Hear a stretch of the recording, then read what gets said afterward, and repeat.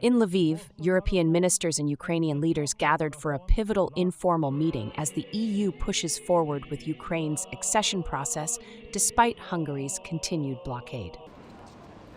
Danish Minister for European Affairs Marie Bjerre announced a new front-loading strategy that allows Kyiv to advance all technical requirements even without formal approval, while EU Enlargement Commissioner Marta Kos reaffirmed that Ukraine's future lies firmly inside the European Union. Officials stressed that reforms on rule of law, anti-corruption, and democratic institutions remain central, with a new 10-point action plan agreed between Brussels and Kyiv.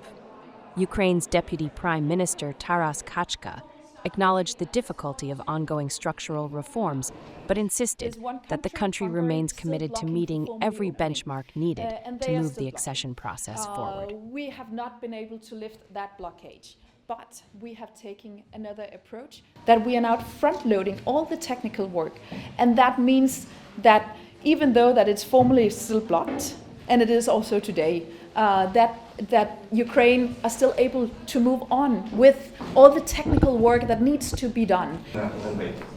And last but not least, we are on cluster 1, 2, and 6, as they have been negotiated. Dear journalists, we're starting the press conference by the Minister for Europe. It is a disappointment for many of us that we have not been able to formally open cluster 1. But I am very proud that we have now managed with a more technical approach, front-loading all the technical work, and that means that the enlargement process with Ukraine is not at a standstill. It is still moving forward. And this new approach we have confirmed today, and the next presidency, the Cyprus Presidency, will be able to continue this approach.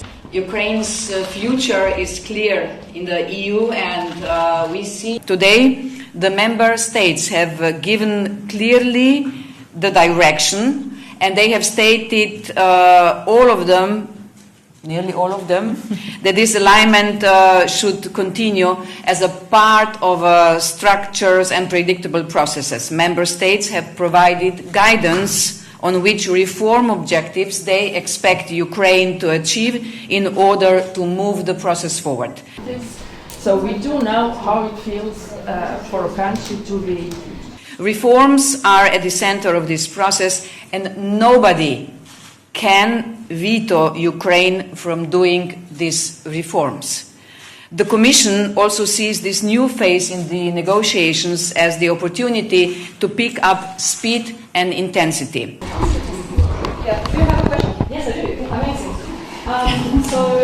Surprised. This is why, together with the Ukrainian government, we have yesterday decided on an action plan of 10 reform priorities. They all focus on strengthening the rule of law, fighting corruption, and building the strong, accountable democratic institutions in Ukraine. We get an election perhaps for a change of heart.